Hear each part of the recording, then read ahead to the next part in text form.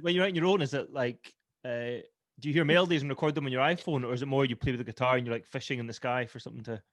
It's more like if I feel it's very pretentious the way that I do it, but I feel like I'll be sitting there and be like, I feel something, like I feel an emotion right now. Not pretentious at all. Yeah, it's a little bit, but I'm glad that you think so. In my head, I'm like, I feel something right now, like I don't want to waste this emotion, so I'll write something, like I'll write a song. So I sort of force myself into it, but I'll never normally write unless I'm already feeling something. So I'll be like, I feel like sad, I feel happy, I've got this thought, like, and I'll take that and I'll be like, right, now I need to write a song about this.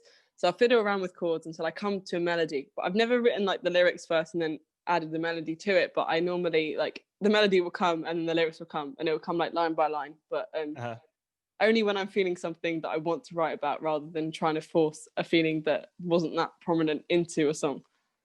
That makes total sense. So yeah, you want to channel something you're feeling with at the time, not just pick a word which is a cool word or a cool phrase. Yeah, exactly. Off of it. Yeah, that makes sense. Yeah, more spirit in it that way. So yeah. I wrote This Feeling on my own. I wrote Yesterday, and I wrote Whole of Me. I think they're the only 3 that are out that I've written on my own. But I mean, I've written loads more. But yeah, I write at home with like guitar, and then I'll take them to a studio. But it's always a bit like, if you write a song in a session and it's really good, then everyone gets really excited about it and you just want to finish it. So it's much easier to get things finished that you've written with a producer, because they're like, oh, I love this song, let's finish it. Right, rather than taking something that like I've written at home that they don't know and being like, oh, I want to finish this. So it's just the way it turns out, things are quicker to get done if you've done them with a producer, because obviously they're like get really excited about it too and they're working on it. But yeah, I write, it's probably about 50-50 in what I sort of write and with other people. Hard working, I don't know, like I do put myself under a lot of pressure. I put all the pressure on myself, and I do recognize it's the whole thing, like it's like if you work in a job, like your boss puts pressure on you. If you are like the artist, there's no one putting pressure on you to do anything. You are the pressure. And it's like, if you don't work hard, then there's no success. And the only person to blame is like you. My year interview will be with me, so I'll have some tough questions to ask myself. Yeah.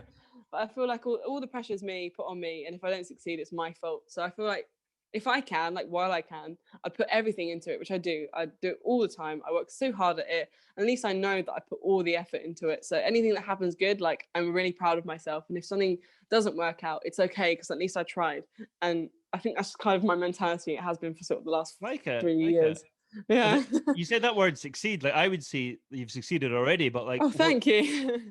Seriously, it's great music. Like people love what you're doing. There's original songs, and like, even from researching or listening to music last 2 weeks, like there's a Natalie type sound and style, you know. Yeah, well, I appreciate that, because I probably would have thought the same, but every year I set these goals for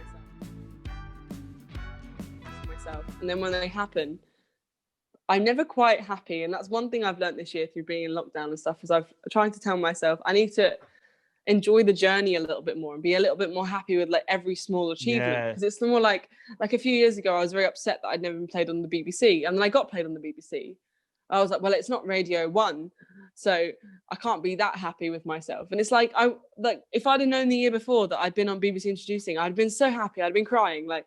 And I think that's the main thing, is I want to acknowledge each step a little bit more. But like I do, things happen, I go, great, that happened, but like now on to the next thing. Like that's just a step that just shows that we're here now, but we're still going to get here.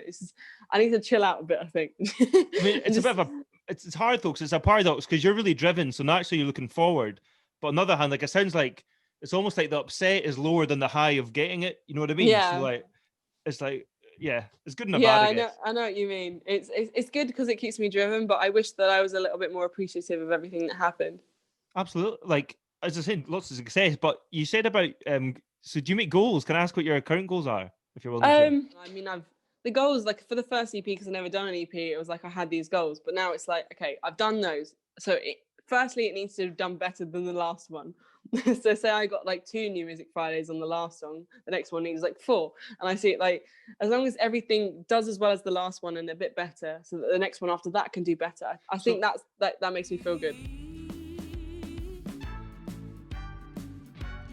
Yeah, I think it's that kind of thing. Like most songs are either about like a bad relationship when it's their fault, or like you like someone and they don't like you back, or like something happy. And I felt there's not very many songs. I think one of the main sparks was a song came out from Keane, and it's called like stupid things, and it's a song about him cheating on his wife. And I remember hearing it on the radio for the first time. I was like, wow, that's so real. You never hear songs from that point of view. You hear about the songs people have written about being cheated on, but you never really write songs like about being the cheater. And it's like that happens all the time. Like people do it. And it was just quite interesting. And I think obviously I haven't written songs about like cheating, but like it was that kind of, you can write the song about being the person. Like you can't always be expected to be fine in every relationship or be hurt. Like it's not, every relationship's not that simple. And I think for me I was like, you know what, I can write things about stuff that may be seen as like slightly controversial, but if I've not done anything wrong and I'm not writing anything but wrong, it's just a thought. And it's so most of the EP is kind of about that. Cool. So, yeah.